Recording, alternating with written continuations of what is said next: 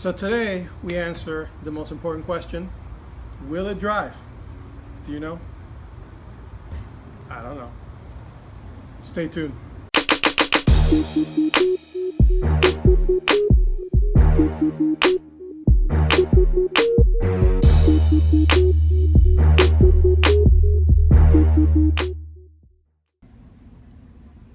All right, do-over time. 3 weeks after the first attempt, and lots of failed, lots of additional issues. Let's put it that way. We're here. Opportunities for learning. Yes, lots of opportunities for learning, and lots of learning during that time. I guess it's the best I can say it. Crossing my fingers again.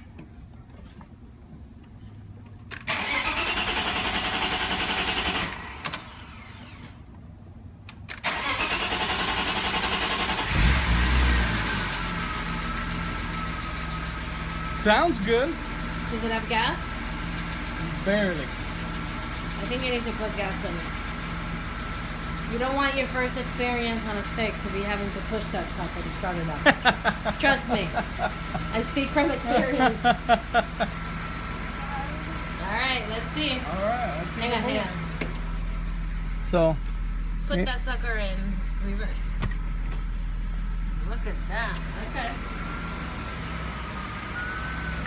Don't hit another car. it goes backwards.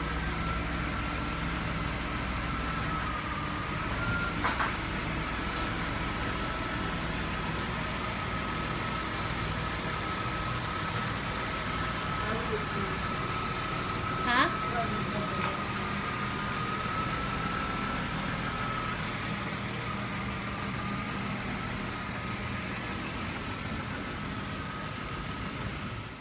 Don't hit the trash can.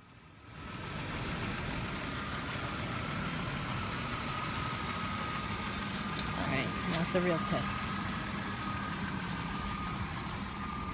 At least we know reverse works.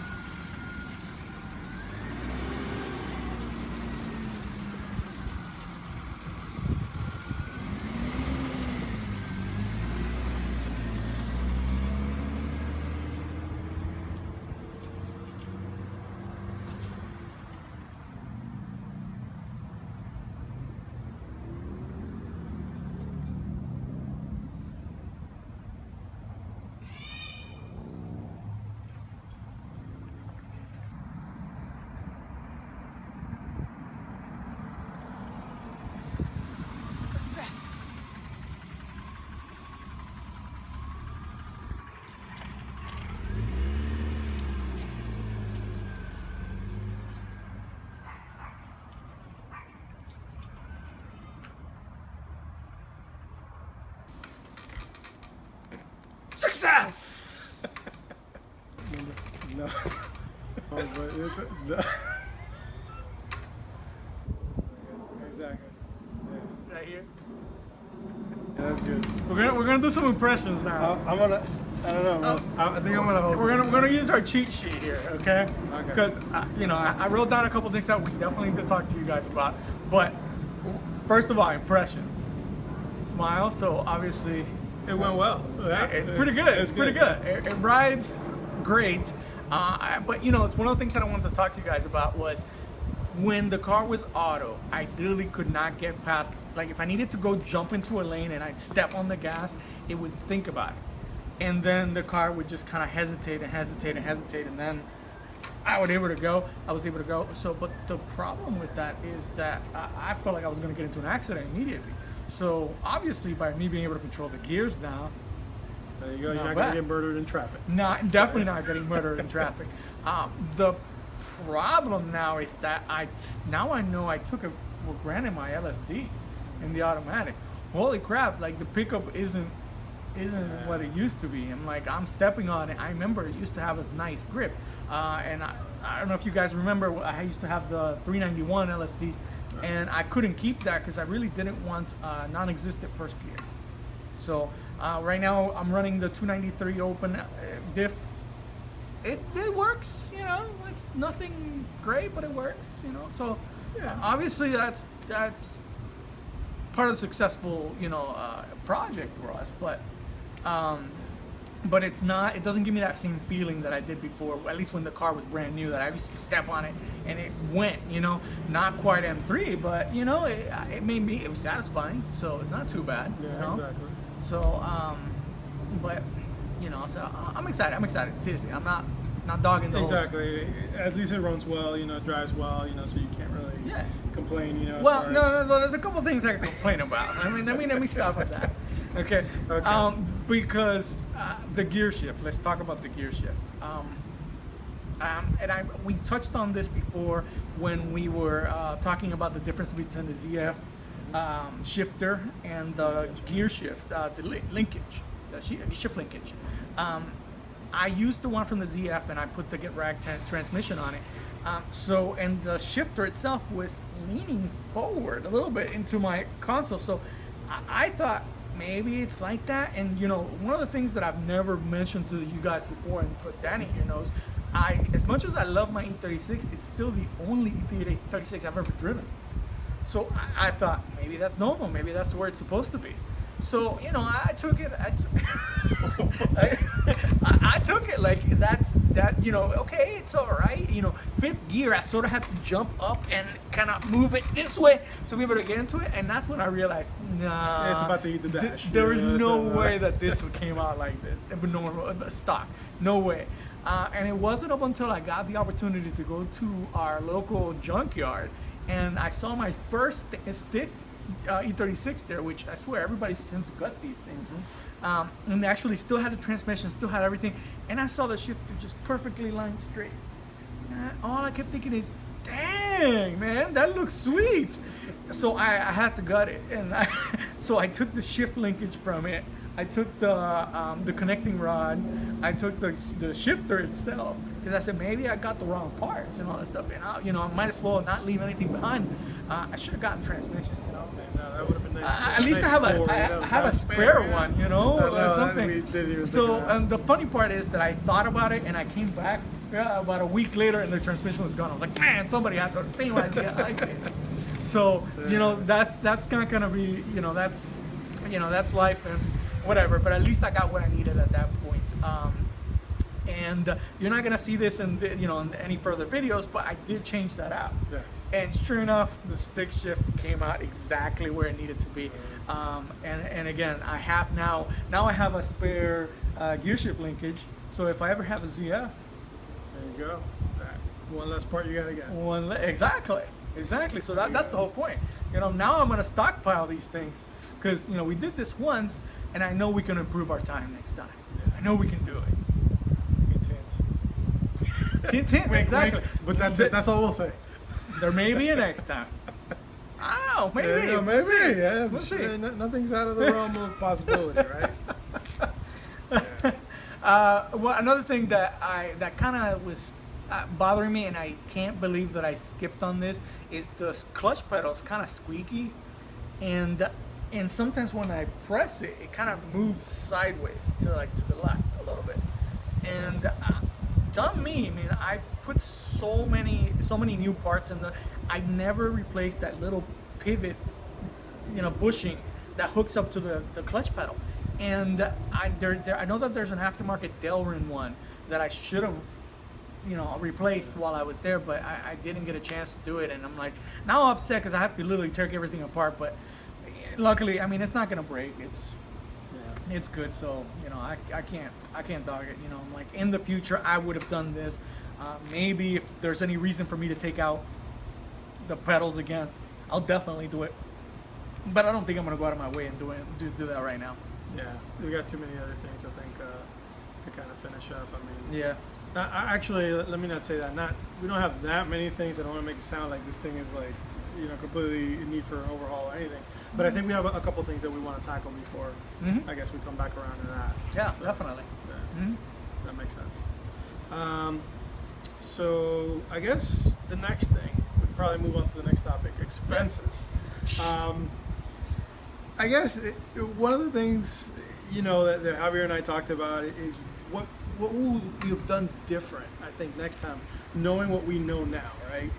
And I think it came down to if you can somehow part out, a car, have a secondary, donor car or something like that, things would have been a heck of a lot easier. Or if you source your parts from the same spot or from the same dismantler or whomever, that's got it from the same year car, you wouldn't run into all the issues that we did.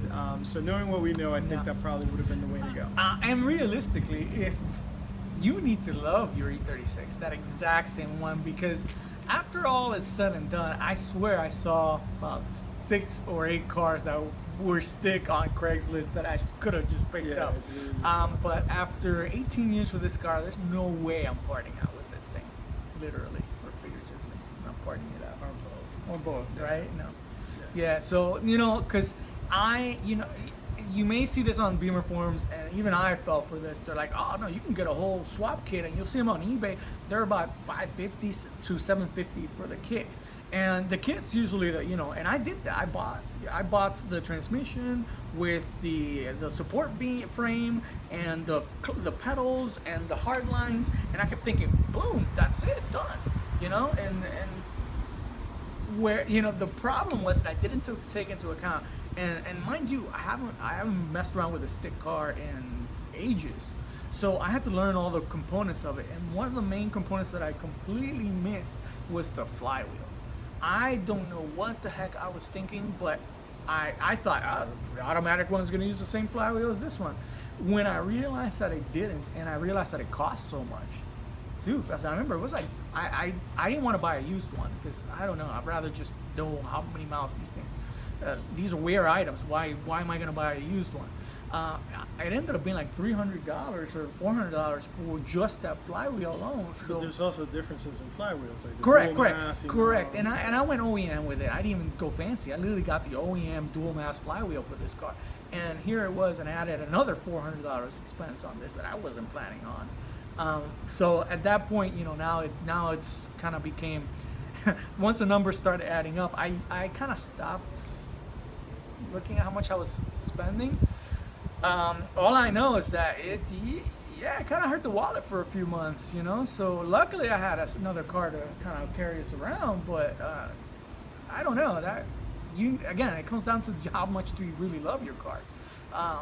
And second of all, another expense that I wasn't aware of, but I really wanted to do was the whole diff change. I'm like, that's usually not included in any of the swaps, right? So by picking up the 293, I keep thinking, oh yeah, I'll save up a little bit on here. But then look at me now. I'm gonna have to make a second expense because I'm not truly happy with this. I need the LSD for it to perform at least the way I remember it. So add another $400 depending. I mean, that's the average. You'll see the LSD going for that car. Just buy a donor. Or like he said, a donor car makes so much more sense. There's always. I mean, I'm not the one. I suck at haggling and stuff like that. So that's not my guy. But I mean, if you're the guy that has those skills, go to Craigslist, contact these people that have all these junk cars, man. Just take them from them. If you're a barter master, or somebody who, I guess really has a knack or something for making deals. I mean, I'm sure you can get them fairly easy and fairly quickly. I mean, but for us, I think being that, I guess like Javier said, I think we felt that we had accounted for everything. I mean, we had a list. I mean, we planned this out, and even though we planned it out, we still missed a few things. Mm-hmm. So I think that's why we try to do this series of videos for you guys, just to ensure that nothing that we didn't really miss. Much of the things that potentially like surprises. Anything that hit us as a surprise, we try to cover it as best we could, especially because we were buying things rather than just removing things from another car. So numbers that were superseded on certain parts or items, we try to do our best to kind of detail those. But I really do feel, just like he said, there's just little things that you'll miss. Yeah, I mean, it's just the way it is. Yeah, I mean, and you're gonna hit up into a lot of troubles and during this swap, and we certainly did. I know that a lot of you may have picked out that there's some areas that weren't quite as detailed in our videos as some of the early steps, and a lot of them is because I'm gonna tell you the truth, I was so angry at some of the steps that we didn't record too much of it. A lot of it. I mean, you could point out like the main one, the first one that you saw, you may have missed, was the detailed instruction on how to put the hard line in, the clutch hard line in. You don't see that in our videos because I think we spent, how long did we spend on that? It was thing? about a day. About a day, just trying to that part fish out. a line. I mean, seriously, we had the intake manifold off. We had like pure, like all this open space, and yet we couldn't figure out how the heck I'm supposed to fish this stupid line from inside the car out and snake it all the way down to the bottom of the transmission area. It just blew my mind, seriously. Like, and I literally walked out. I didn't want to mess with it. Danny kind of went and played around with it. I was so angry. Like, again, most of the time I'm recording all this stuff, and I couldn't do it. What was it? You jumped in the bottom of the car, right? Yeah, we did it from the bottom up. Basically Yeah. just fishing it in from I guess from the bottom up. I mean, that's the only other way that we could fathom doing it. Yeah, and I don't think I've ever seen anybody say that. Oh, you can do it from the bottom up. Ow. He did it. Seriously, and we were so excited and so like happy that happened that I remember I ended up putting the pedals quickly before I messed up something. And again, the pedal installation completely missing in all our videos. And one Another of the point of frustration. yeah, I was so freaking freaking frustrated that I didn't get a missed a little bit. yeah. So I didn't record that part, and then I ended up separating the clutch because I mean it all comes in assembly. You can really bolt it on, right? Yeah, It's really easy. But I needed to. What was that? When I connected the master cylinder, yeah, the master cylinder. I needed to hook it in first, and then so I disconnected the whole pedal assembly. And once the spring popped out, I couldn't get all the items back into place. And there was the little pin that you saw in the video that I couldn't find the location for, and then compressing that spring to be able to put it back in. I remember I did it like zip tied and pulled and pushed like 10 different zip ties. And once I got into place and I locked it, I snipped it together. And again, you didn't see any of this stuff because it's just pure frustration. I think it may have been something that we did. I don't think it should have been that hard. I think it was just because of the frustration with the hard line, it led to frustration with this. Because I don't think it needed to be that hard. No, exactly. Yeah, it's just, these are the things, I guess, that happen as you're recording and as you're really trying to figure it out as you're trying to create a tutorial. Not fun. I think those are the types of things that, we just never really account for. And it does take a little bit of a toll mentally more than anything. Yeah. And I guess, time-wise, you lose a little bit of time too. So. Well, luckily, I think that right after that is when I got injured, so. Yeah.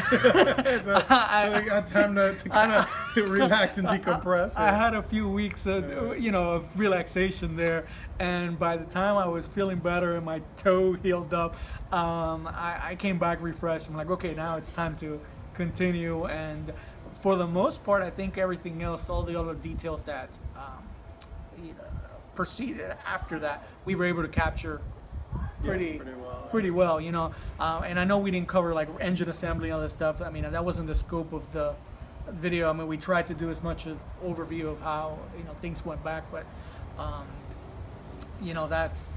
that part really wasn't an issue until we got to the end.